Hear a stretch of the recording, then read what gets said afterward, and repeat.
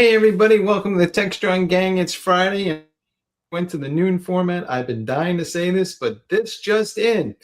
The Supreme Court has nullified the tariffs that the president has been putting out there for now the better part of a year and a half. And a lot of that affects folks in the technology sector because, well, vendors have to pay that money when they're trying to get components, and a lot of organizations that buy servers and compute and all kinds of networking gear that comes from overseas have set aside money for this. And some of that money actually and those costs got passed along to the end customer. But Jon, you've been watching and following this whole thing for a while, but it seems like reason has prevailed here, and you just can't declare an emergency power randomly and cite some obscure act and then suddenly raise the cost for everybody. Yeah, exactly. I mean, this is, as you said, Mike, this is why we moved the show back a couple of hours. This is breaking news. I mean, this is a landmark separation of powers ruling by the Supreme Court. It was a 6-3 decision, and they essentially are dismantling this tariff framework and curtailing the use of emergency powers, as you mentioned, that bypassed the congressional authority over trade. I think Trump had invoked the International Emergency Economic Powers Act from 1977. That was used to levy sanctions by previous presidents. This administration used it to invoke it to impose broad import taxes. And they cited these national emergencies related to trade deficits and drug trafficking. And just for an instance, at the height of the policy, the tariffs range from 145% in some cases against China to levies of 10% on most global imports. Canada and Mexico face 25 to 35% tariffs. So in a sense, they've blown this up. And it's going to be interesting, as you said, the impact not only on the tech industry, but I'm also thinking about consumers. At this point, it's not very clear what that would mean to consumers. For instance, I have a friend who buys watches every couple of years. He bought one from Japan. He paid a $600 tariff for this Swiss watch, and now he's wondering if he's going to get a refund. I doubt it, but that brings up an interesting question. The ruling kind of leaves this federal government with this logistical nightmare. So the Treasury has collected, they claim, more than $133 billion in duties. And so it's going to be interesting to see how this falls out. This was a key tenet of the economic agenda of the Trump administration. And so from a little what I know so far, his reaction was he heard about it, and he, of course, used the word disgraceful to describe what the court had done.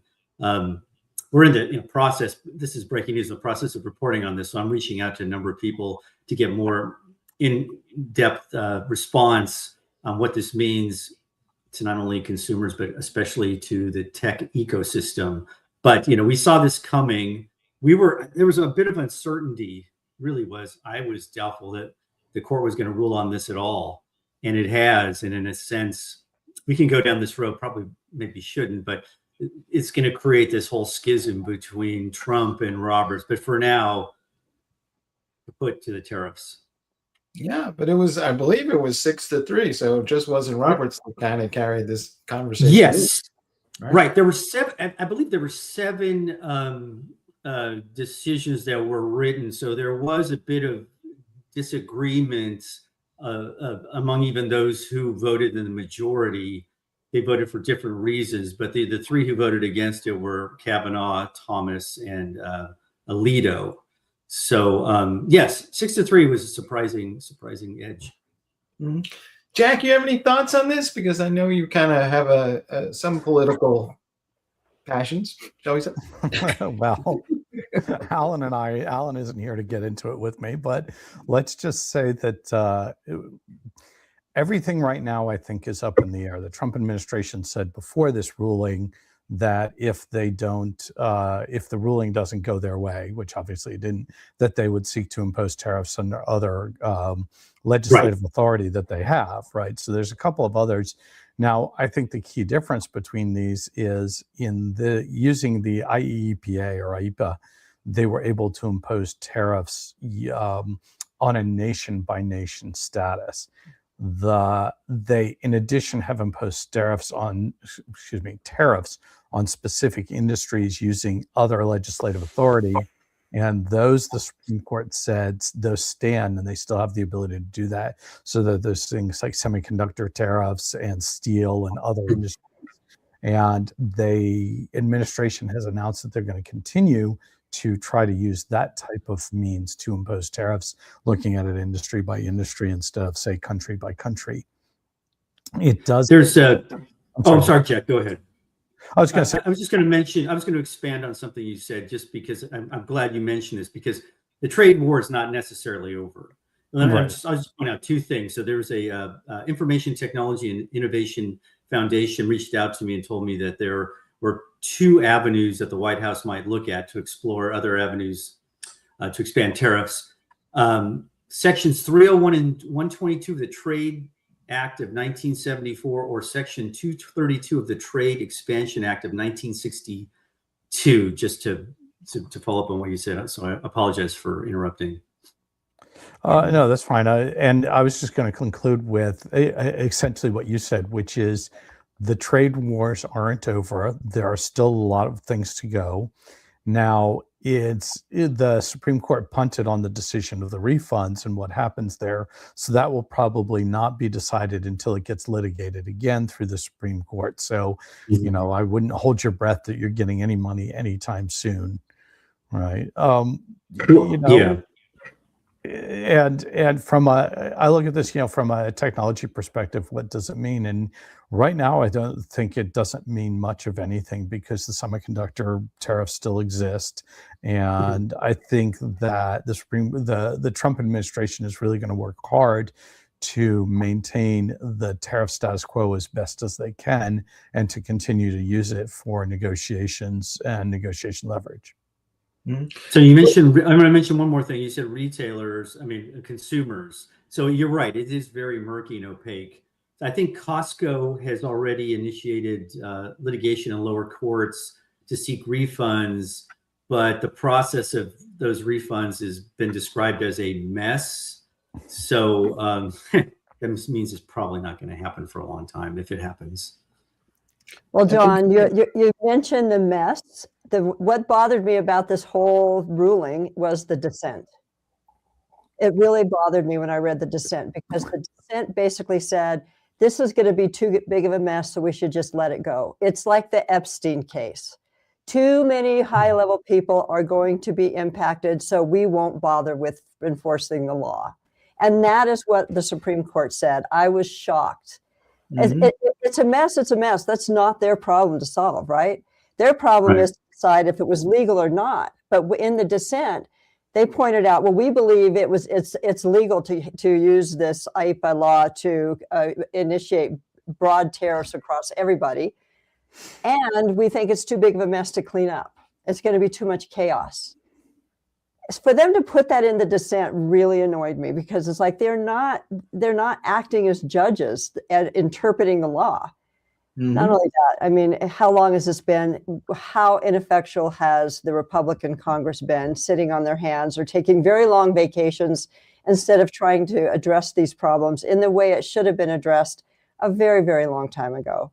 So we have... They abdicated. They don't do anything, essentially. They didn't do anything. It's a glare. It shows our holes in our system, all the way from the Congress through the executive branch to the judicial branch. When they say we shouldn't enforce the law because now it'll be too messy. Who cares? Yeah, the separation of powers is interesting, because Kavanaugh in his dissent refers to, he says the executive's actions fell within the scope of historical presidential authority, which sounds a little bit ominous to me, which means, but this did surprise me. I thought they were going to punt on this. I didn't think they would rule on this. They've been a rubber stamp for the administration, regardless of what, I mean, in a sense, Trump assumes that the people who he appointed to the Supreme Court are an extension of his law firm. And so for me, this was shocking, and it was precedent setting. Well, three of them said it was okay. That bothers me. They can't read the Constitution, and they're Supreme Court justices. They're unable to read the Constitution and interpret the law. They didn't do that. Three of them. And all three of them think that they are strict constitutionalists to boot. But Congress, by the way, doesn't appear to be likely to take up this new responsibility in any meaningful way on behalf of the president, despite the current majorities. At least within the Republicans, there's a large number of folks that are not pro-tariff at all. So, Jack, do you think, at the end of the day, we're going to, let's see, if we go with other rulings or other laws that we try to enforce the tariffs with, by the time we get all that together, we could be looking at a different administration by the time we sort this thing out. What do you say?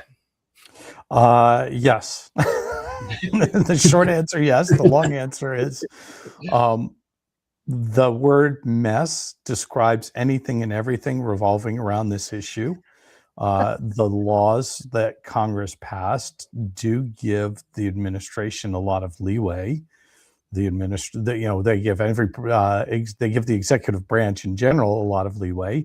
In this case, the executive branch took it what I think the Supreme Court would say was a step too far, and they're reining back what the current administration says about it. The overall, from a congressional point of view, they're not interested in this issue whatsoever in terms of solving it. They're interested in using it for political gain. And I think I'll talk about that again in our next segment about some other issues. But, it is very easy to have a slogan and say, this is wrong, but not propose a fix to it, because it's easier to use that realize, in another week or two, we start the silly season of everybody running for the primaries for the 2028 election season, right? So right now it's much more about campaigning and posturing than it is about problem solving. And what's Trump going to do? He's just going to go, you know what? Oh, that's fine. You guys can say that, but you also already told me that I can break the law if it's if it's in my presidential duties. So why doesn't he just break the law and have the Treasury Department continue with the tariffs? It's like, what's he going to do? That's not as crazy as it sounds. Well, at some point, injunctions will be issued, and then some people will get arrested at the Treasury Department if that happens. But it will take a while for that to play out. By who? The DOJ? Pam Bondi? Come on. They'll have to send Congress will send over the marshal to actually put some cuffs on somebody sitting in the Department of Treasury. So Won't happen.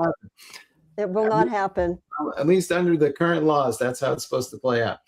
But underneath all of this, I think a lot of IT execs and business execs in general, Jack, maybe correct me if I'm wrong, but one of the things they didn't really like about this whole thing is that there's too much uncertainty. You wake up every morning and you didn't know what the tariffs were going to be, and you couldn't plan anything, and you didn't know what your bottom line was going to look like. And frankly, this whole approach where we are using tariffs and businesses as hostages to advance foreign policy goals, it's not the right way to go for anybody. There are arguments to be made both ways, but I think you're 100% right that the big issue is the uncertainty. And right now, unfortunately, the Supreme Court ruling doesn't fix that one iota, right? We still have a whole ton of uncertainty. We don't know what Trump or the administration is going to do. We have no idea what's going to happen with refunds, and it's really a wait and see now. I think anybody who actually makes a decision and takes action based on the Supreme Court ruling today is really asking for trouble, because it could all change tomorrow. Right. Right. That's what's more. Yeah, I'm glad you made that point, Mike and Jack. It's this maddening idea of how do you plan anything, given the unpredictability, and even if by cozying up to the administration, it really doesn't do you any good. He's going to act what's most prudent and expedient for himself to the exclusion of others. So it bears watching. Mm-hmm. Meanwhile, do you think that the folks who manufacture goods overseas are looking at this going, well, thank God for that. At least we can now maybe, compete in that market again. And will we just go back to, who knows? John, what do you say? Business as usual? We'll just keep buying servers from where we used to buy them anyway. Oh, boy. Yeah, for think of these global trading partners, including the EU, Japan, and South Korea, maybe this is a moment of relief. Though I would caution them that the Congressional Budget Office warned that the long-term economic impact of the tariff era is going to reach $3 trillion over the next decade. So it's chaos. And I also think I would be stunned if there's not another avenue pursued to continue the tariffs. And I'm 99% certain this will continue in some form or some manner. So no, there's no certainty whatsoever, and there's no relief whatsoever. Mhm. But to your point, Mike, from a technology perspective, if you are looking at it, if you're an exec and saying, okay, we're about to do a buy of, $500,000 worth of servers, $1 million or $20 million worth of stuff, do you wait because you think the tariff's going to change it? The answer is probably not, because the percentage impact on waiting, the percentage impact you might save as the tariffs roll off versus the cost to your business to waiting 3 months or 6 months for all of this to settle out is huge. And so, you really have to think about it as an ROI equation and say, what's the true impact of tariffs on my supply chain and what I need. Now, of course, it's different if you're manufacturing and these are raw materials that you're using versus if this is just business equipment, right? So if you're an IT shop and you're saying, okay, it's time to refresh our laptops, or we need to do a big buy of servers or storage, you might as well just go do that, because you may save 5%, or it may cost you an additional 5% if you wait. And what is the cost of waiting 6 months to do your refresh or your buys, right? So it's right. I might go the other way, and I might reduce my current order, and on the assumption that, well, what's the minimum number I can get by with today while I wait for the prices to come down later? We can go either way. And then, of course, you always have the risk that, well, DRAM is now going to be even more expensive simply because the AI vendors are going to suck it all up anyway. Well, there's that too. All right. Speaking of AI, let's leave this where it is, because, well, like most breaking news, it's still a developing story, and I'm sure we'll be talking about it again in the days and weeks ahead. But let's jump over to some kind of thing that may be less argumentative. We shall see. Jack, you have an article on Security Boulevard commenting about a post that was on Salon where somebody was arguing that AI and AI agents will soon lead to the destruction of democracy as we know it. And of course, you said basically that was a whole lot of Chicken Little arguments. But walk us through what's going on here. What is the concern? What's real? And what should we be thinking about here? So Salon reprinted an article from a set of researchers who were bemoaning the fact that they did a study of social networks, and particularly Twitter /X, where they found and they were able to create. They found some, and they were able to create their own AI-driven bots to driving increased engagement. And from that, and the way they created their study and their little experiment, they declared, they raised their hands in the air and said, let's throw a banner headline out there and say AI is a threat to democracy. And this comes hot on the heels of all of these articles saying AI is taking our jobs and AI is doing this, and it's the end of the world as we know it in one form or another. And Alan's been talking about this, and I'm sorry he's not here, because I saw he wrote a column the other day, and he and I were right along the same lines, talking about, in fact, the exact same things. Well, we've had many technology revolutions. We had this, the printing press, the steam engine, the Industrial Revolution, transistors. All of these things were predicted to end the world as we know it, and they were all proven completely wrong. And part of that is because humans are incredibly adaptable, and part of it is because, yes, the jobs change and the nature of the jobs change, but when you increase worker productivity, you unlock things that we never thought were possible before, right? And if you think about, when the printing press came along, all of the scribes who were hand scribing and copying and creating extra copies of books thought that that was the end of their job and the end of the world as they knew it. And now, 100 years later, everybody was writing books and reading books, and it sparked an entire knowledge revolution that we haven't seen up until the age of the computer. And when computers came out and all of the secretaries, what happened to the typing pools that we had in the 1960s and 70s, right? They're all gone. And in fact, I was actually talking about this with my family yesterday, that The age of the administrative assistant is even gone, because we don't need an executive assistant to manage an executive's calendar anymore. It's too easy for the executive to do it with the computer tools he has or she has. Does that mean that the world comes to an end? No, it's increased productivity, allows people to do other things and create things that we never thought possible. And I'm just really sick and tired of the world is coming to an end because we've got some new cool technology here. I mean, let's just be real about these things. Well, let's take this apart, though. All right. So what they're arguing, I think, is that they're saying that if we go back to Jefferson would say that, the foundation of democracy is that if you put a reasonable amount of information in front of reasonable average souls, they will most often come to the right decision. But John, I'll throw this in here for you. It's like, well, how do I get that reasonable amount of information into the hands of those reasonable people when we have these AI agents creating a massive amount of noise that is far from factual and closer to propaganda, and nobody can tell what's real and what's not real anymore?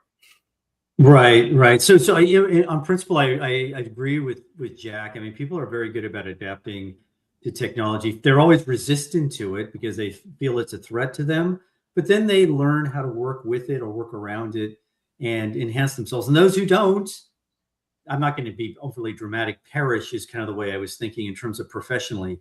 So as you mentioned, Jack mentioned this column that Alan wrote, the Doomsday column. And I mean, it was a little bit tongue in cheek, but it does address this idea that we're hollowing out these jobs in the middle. And I do think, given what we're hearing from the tech executives, and they're not helping matters at all, by the way, when they make these predictions from Microsoft or Salesforce or NVIDIA, how the workforce is going to be completely reshaped. What they first told us was that we were going to, in Amazon, where we were going to replace some human jobs with robotics, or we were going to create these armies of AI agents to do these tasks that were repetitive, which in a sense is going to affect a lot of people. They were the messengers that created a bit of a panic. I think we're not at that stage. I don't know, we're nowhere close to that stage. I think there is going to be a seismic change in terms of the workforce over the next couple of years, next 3 years. I've seen some estimates of up to 2 million jobs being kind of displaced or changed in some manner. But it's also, we're going to create a number of jobs we don't know exist now. We're going to see this whole new era of things done differently by different people and different expertise and skill sets. I think one of the problems too, in addition to the executives hyping this and scaring us, is they've done a really damn poor job of upskilling us, people in the trenches. People for the most part are being told, oh, AI, you need to use this, but they're not being trained. They're not being trained how this is going to happen. They're encountering disinformation when they use ChatGPT or Claude in some instances. They're getting slopped. They're getting misguided information or advice, outright bad advice. So we have all these factors moving kind of against one another. And I just think it creates all sorts of anxiety that is being fed into by this AI race where everything is accelerating. I mean, Claude Sonnet 4.6 just came out with 12 days after, a previous iteration. I mean, we're just being overburdened, overwhelmed with this. And I think we have to we feel like we have to play catch up, or at least be in some sort of position to absorb this. And I understand the fear and anxiety, but I think it's overcooked at this point, for now at least. I would look at it this way. It is possible that democracy might save us from AI. Think about it in another way of going about this is like, if I lay off, half the people in a particular state or can't find a job, well, they're going to vote in a certain way. And they're going to start enacting certain rules and regs to protect themselves because the ballot box is their last line of defense. Tracy, am I crazy? Maybe a little. Maybe just a little. I don't have that much faith. But, the article is I think that let's use the word democracy to really understand the way I read the article to understand what they're trying to say. And last week, I think we had a discussion on, is AI the new immigrant, right? Is that the new enemy to our jobs? But in many ways, and people don't understand this, but in many ways, AI actually democratizes so many elements of our economy. Medicine, right? It democratizes even software development. More people are going to be able to do software development that aren't as smart as the people who did it with they had to code every single line, right? So it may open up opportunities for people because it's democratizing, it's lowering the entry point for some of these harder jobs. I think what happens is when we call it, because it's called artificial intelligence, it sounds hard and scary. But to be honest, this is probably the reason why adoption has accelerated in the way it has is because it's got a pretty low entry point to start using it, or very low entry point to start using it. Unlike previous technologies that were really hard to use. So maybe AI is democratizing some jobs and allowing more people to get into those industries. Now, everybody can't be a software programmer, but there are other areas that AI is helping: writing, creating art. There's coming up with recipes. I use it to create my own crazy recipes because I like to cook.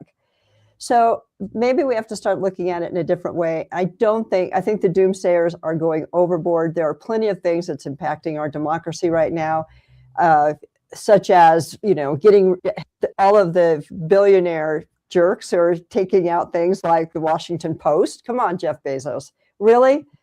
This is how we save our democracy, is identifying what's really impacting it. AI is not at this point.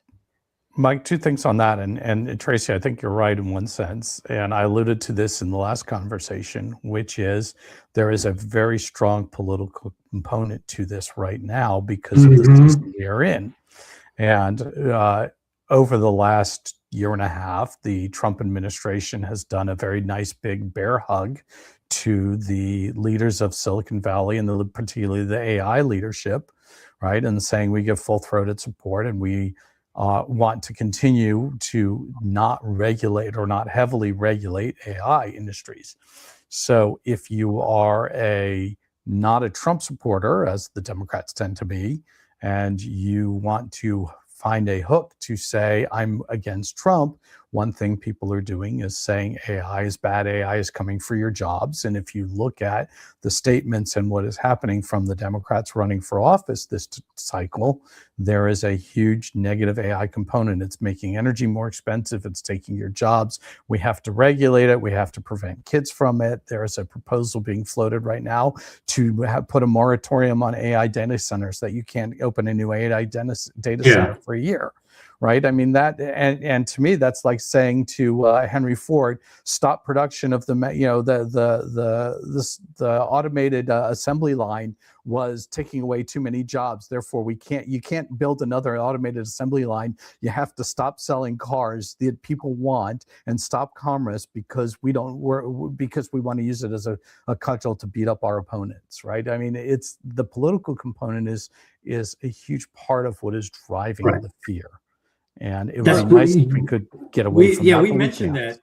Yeah, we talked about that last week because, since we talked, Meta has made a $65 million commitment to, and I think it's around the midterms and beyond. They are working. They have two PACs they're working with. One that's a Republican PAC and one that's a Democratic PAC on influencing AI and the influence of AI. They don't want regulation, obviously. Anthropic, on the flip side, has got their own agenda, which is a little bit more AI safety or AI responsible AI use. So yes, AI is going to become. I know we talked about this last week again, but I know AI is going to be more of a topic during campaigns, especially during the economy and concerns about the economy and about affordability and job certainty, and as you said, energy consumption, land use, energy bills, etc. So you're right. This is going to only be ratcheted up. So here's the part that I'm hopeful about.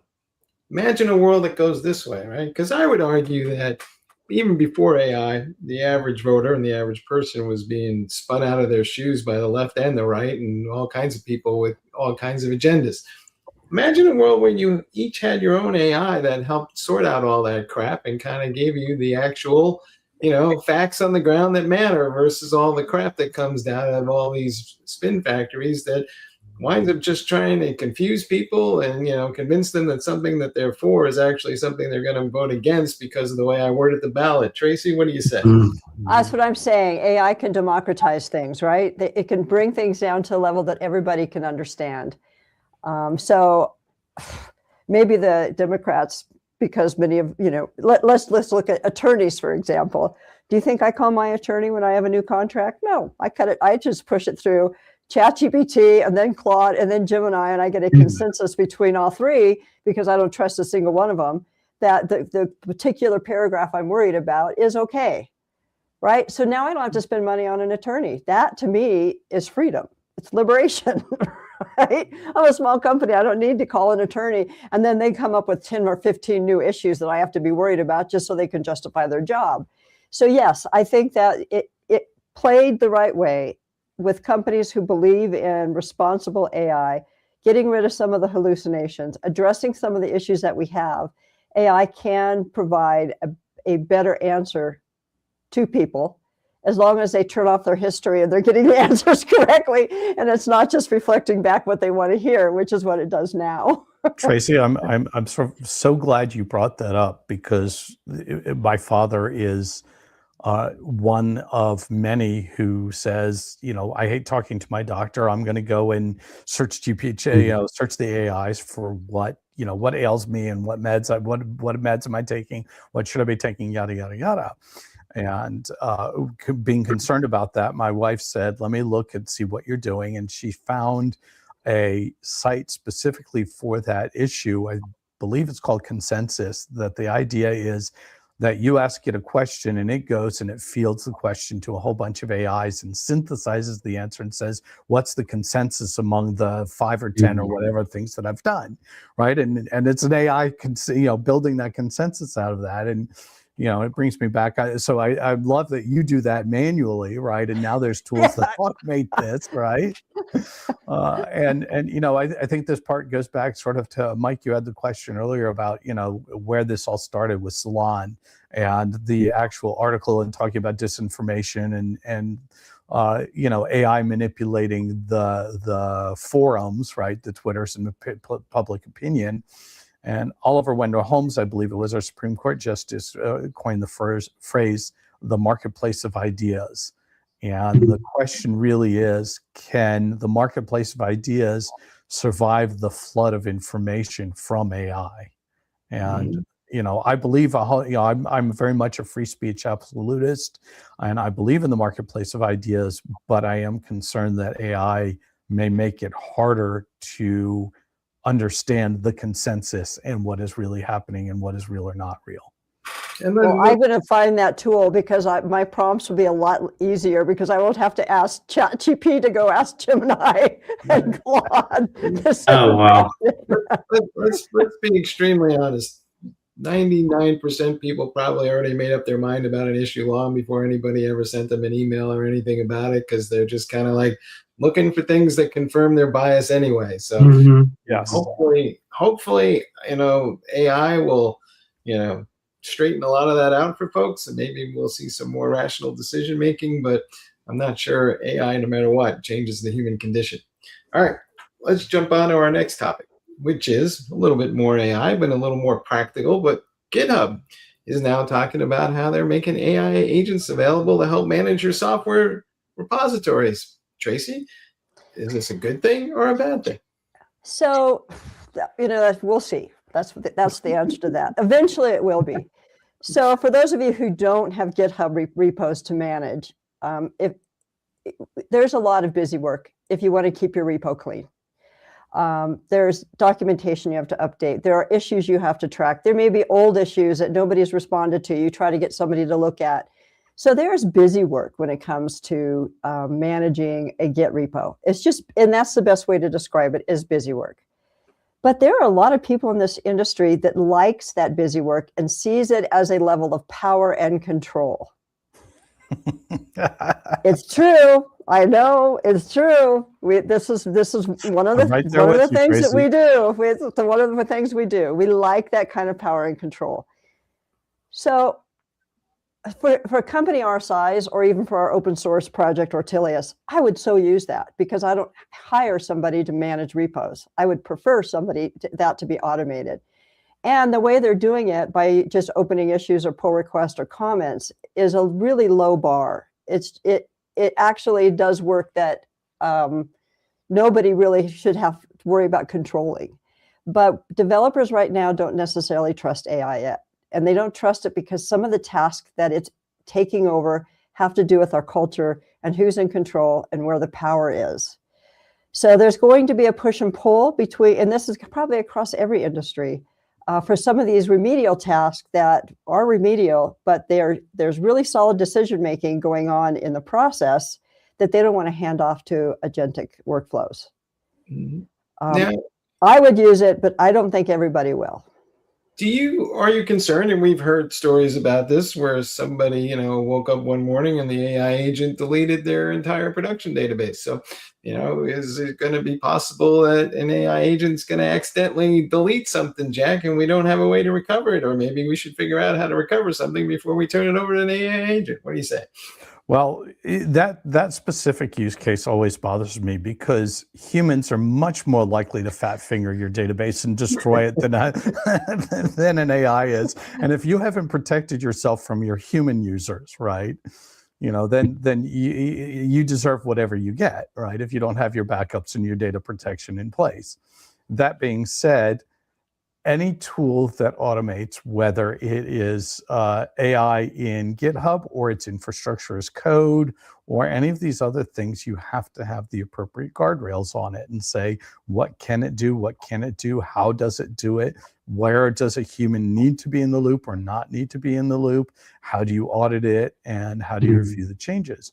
But the power, literally the power that you get from deploying automation, we've long recognized that. That's why nobody in the DevOps world has an objection to infrastructure as code anymore, because we would much more be happy saying, hey, look, I need 8 instances of this, or I need the network to run it. I need to be able to talk to this guy over 100 gig Ethernet link, rather than sit there and remember what Cisco command it is to get to that particular router to do that particular task on that obscure configuration setting, right? Nobody wants to do that anymore. And the same thing as Tracy said, nobody wants to sit there and manually do all of these boring, repetitive tasks. And so this automation is good. And if you put the right guardrails on it and you understand how it works, I mean, nobody hand compiles assembly code or binary code anymore. And nobody hand assembles, any of this stuff. That's what the computers do. And we've automated all of this stuff. So we just have to continue doing it and put the right tools in place around it. And GitHub's making sure that it has those guardrails. It's all based on a pull request or a comment. And right now that's where it should be. I'm hopeful that something good could occur that looks like this. And again, feel free to call me crazy, but if I am. But we've been kind of unhappy with the fact that all these repositories have a lot of code in them that, shall we say, is not of the highest quality, contains a lot of vulnerabilities, and then we create all these DevSecOps issues that ultimately wind up with vulnerabilities in production environments. Is it possible, Tracy, that these AI agents will kind of improve the quality of our code, because they'll actually go into that code and find those vulnerabilities and maybe even fix them for us? What do you say? Garbage in, garbage out. I mean, they're pulling from code that's out there that's bad. So unless we all go and scrub all of basically the entire GitHub global universe, so that these LLMs have super clean code to build from, we're going to still see the same thing. I don't see that getting fixed. And I look at our own repo. We need to sit down and we need to archive some of these repos off, because we get vulnerability scans against this stuff and it's so noisy and we don't even use it, right? So when I get something that comes through that is truly a vulnerability, sometimes I miss it because I've gotten in the habit of deleting my sneak notices off the open source repo, right? Because it's too much, it's too many. I can't look at every single one. And some of them are in the repos we don't use. That's why Deploy Hub's all about post-deployment vulnerabilities. Let's catch the 20% that are really in the attack surface and not worry so much about the ones in the repos I don't even use.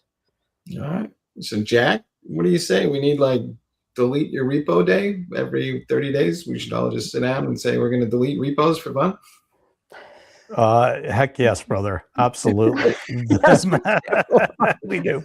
There is, unfortunately, it's the nature of the beast. As an engineer, you write stuff, you use it for a little bit, and then you say, "Oh, that was complete garbage. It doesn't do what I want to do." Throw it away and do something else. But then you never really throw away or delete anything. It just lives on forever. And because and this is, as a side note, this is just a challenge in general for computers and storage, and why storage never shrinks, it always expands.